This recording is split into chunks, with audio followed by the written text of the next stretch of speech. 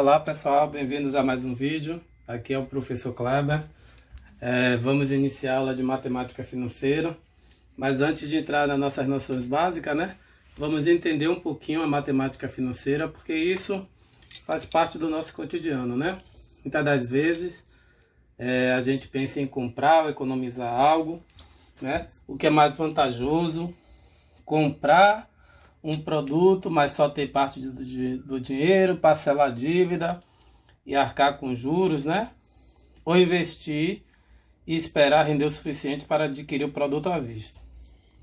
Então essas são algumas inquietações, que nós temos no nosso cotidiano, Então podemos compreender um pouco do uso, do mercado financeiro, as notícias sobre a economia, fundamentar a situação do nosso cotidiano, Em especial aí algumas transações comerciais, Então vamos estudar um pouquinho sobre porcentagem, suas aplicações,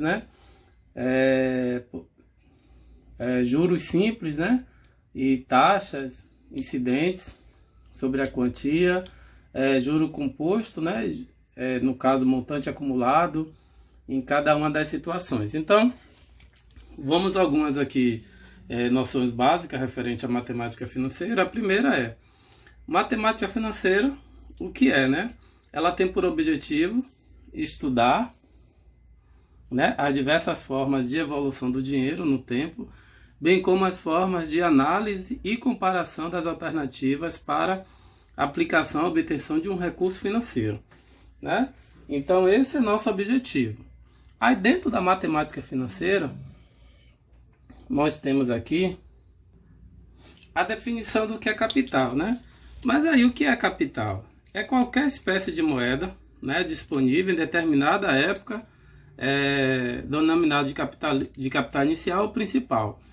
Por que eu trouxe essa definição? Porque se a gente pensar a nível Brasil, a gente vai lembrar que no Brasil a gente teve várias situações aí de troca de moeda, Até chegar ao que a gente tem hoje, que é o plano real.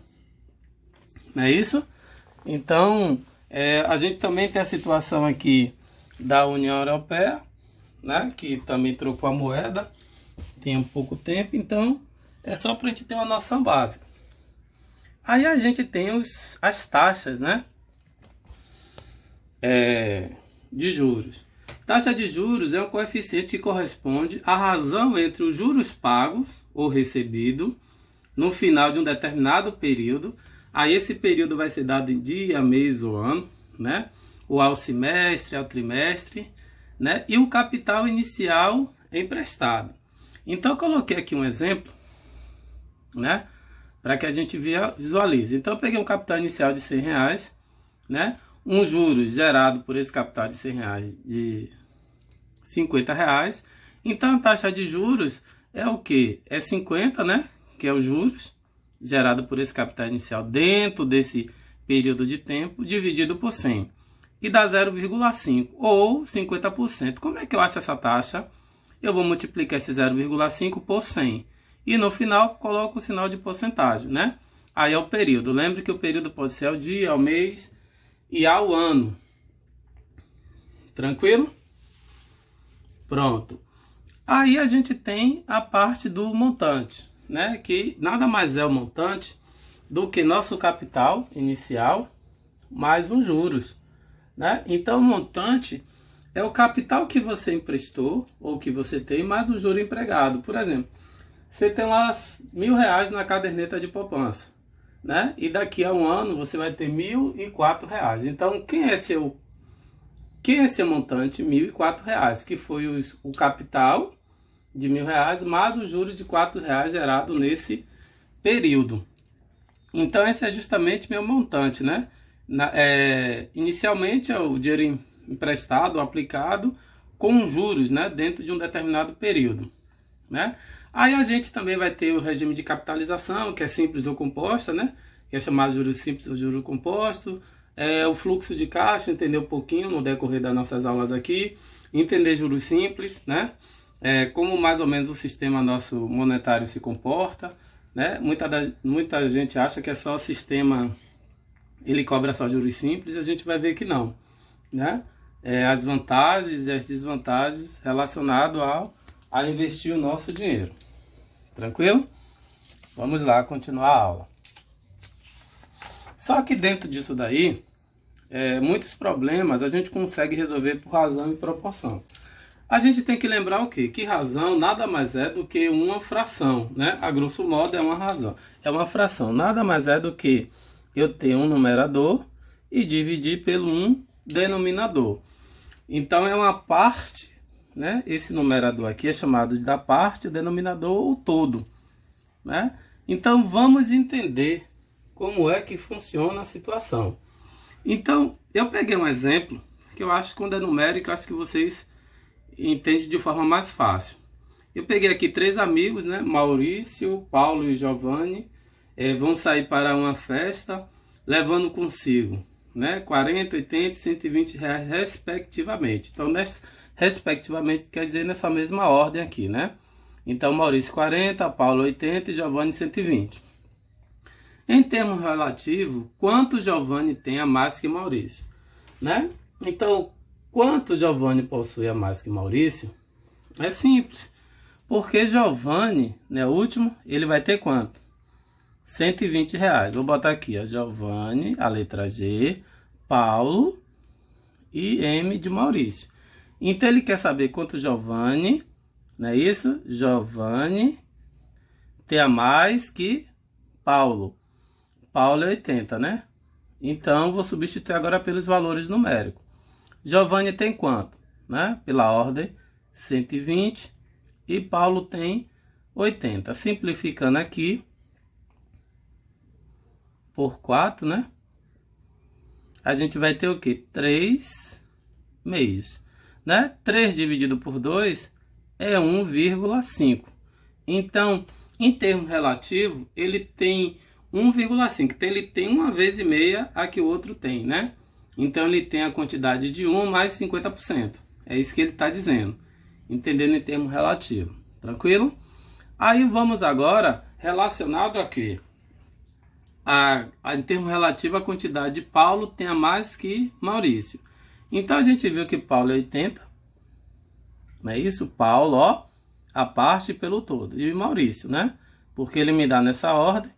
Então, Paulo tem quanto? 80. E Maurício tem 40. Simplificando, 8 dividido por 4 dá quanto? Então, ele tem 2 vezes a mais, né? Que Paulo tem 2 vezes a mais que Maurício. Tranquilo? Vamos a outro exemplo. Ele quer saber a razão entre 20 e 50. Então, se ele está perguntando entre 20 e 50, eu vou escrever na ordem que ele está dizendo. Entre 20 e quem? 50. Posso simplificar, né? Um zero de cima com um zero de baixo. A razão é de 2 o quê? 2 quintos. Tranquilo? Já é a razão. Aí, mais um exemplo, né? Numa classe tem 42 alunos. 18 são rapazes e 24 são moças. Pronto. Eu posso perguntar aqui o seguinte. A razão entre rapazes e moças. Aí é só substituir. Rapazes são quanto? 18 por 24. Aí a gente pode simplificar, né? Por quem? Por 6. Dá 3 quartos. Essa é a nossa fração. Eu também posso perguntar o total de alunos e moças. Total de aluno, 42. Moças, 24. Aí a gente pode simplificar, né? Quem tem dificuldade tem que lembrar o seguinte. Todo número terminado em 0, 2, 4, 6, ele divide por 2. Então eu posso dividir aqui por 2. Aí eu vou achar quem? 21 dozeavos. A soma aqui é múltiplo de 3. Então eu divido por quem? Por 3. Aí eu vou achar quem? 7 quartos. Pronto, achei a razão aqui de 7/4. Certo? Vamos dar continuidade.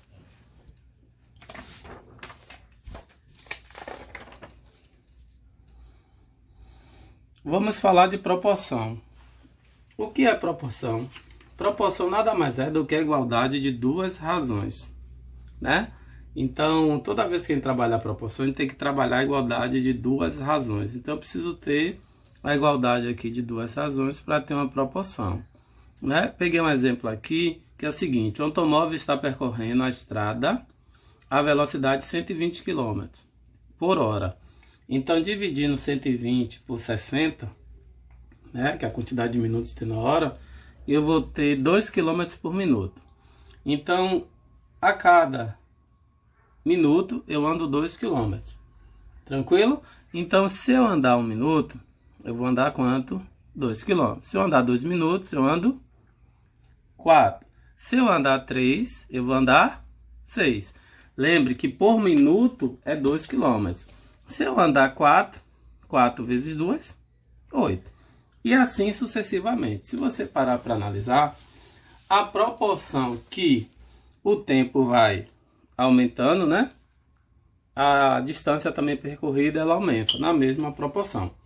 E aí nós temos aqui a propriedade, como eu já tinha dito, né? Adiantado um pouquinho, que é a propriedade fundamental, que é nada mais do que o seguinte: a igualdade de duas razões, né? Então, A sobre B é igual a C sobre D. E essa propriedade, ela vai me dar a proporcionalidade dessa situação. Aí eu tenho a relação vista daqui, que é justamente, galera, aplicar o cruz-credo. O que é o cruz-credo? Que a gente costuma fazer: produto do meio igual a produto dos extremos. Então aqui, ó, você vai ter o quê? A vezes D igual a B vezes C. Lembre que a ordem não importa. A D vezes A ou C vezes B não interessa. A multiplicação, a ordem não interessa pra gente. Que é justamente o que ele está falando aqui, ó. Se eu pegar os denominadores, né? Os denominadores e multiplicar em cada parte da igualdade, eu vou ter essa relação aqui que eu já estou explicando a vocês, né? Então isso acontece muito, né, nessa situação, tranquilo? Trazendo exemplo numérico, ele pede que eu determine o valor de x. Então o valor de x eu poderia multiplicar aqui esse lado por 15 vezes 5 e aqui também por 15 vezes 5. Só que eu vou fazer o que a gente combinou aqui, que é fazer produto do meio igual a produto dos extremos. Então, vou multiplicar 15, que multiplica quem? X mais 1, igual a 5, que multiplica quem? 2x mais 6, né? E vou distribuir, né? 15 vezes x dá 15x. 15 vezes 1, 15. Igual 5 vezes 2x vai dar 10x. 5 vezes 6 dá quanto? 30, certo? Aí o que é que eu vou fazer? Vou pegar tudo que tem x, vou deixar no primeiro membro e tudo que não tem x no segundo. Então aqui vai ficar 15x, positivo passa como? Negativo 10x, igual a 30 que já está do outro lado, menos 15, né? Positivo passa negativo. Fazer aqui do lado, ó.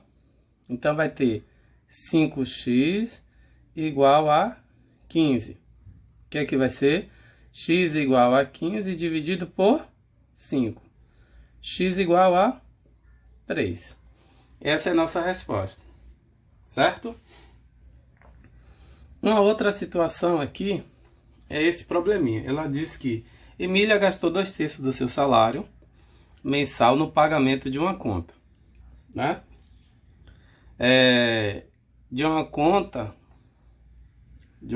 E ainda ali restaram R$210.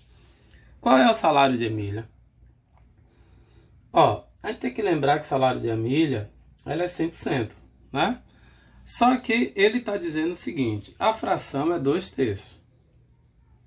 Eu vou fazer a interpretação de fração, porque proporção é isso. Então eu tenho o seguinte. Eu tenho, lembra? Aqui é a parte, aqui é o todo. Então eu sei que serão 3 partes. Então Emília já gastou essa parte daqui que representa 2/3. Sobrou quanto? 210. Esse 210 aqui representa quanto? 1/3. Só que essas partes aqui, elas têm que ser todas iguais, não é isso? Porque em proporção, todas as partes têm que ser iguais. Para ser proporcional, né? Senão não teria lógica. Então, aqui também terá que ser 210 e aqui também terá que ser quanto? 210. A soma disso daqui vai dar quanto? 210 mais 210 mais 210 vai dar o total de R$630. Então, esse daí é o salário que a Emília tinha. Tranquilo? Espero que tenham gostado aí e até a próxima.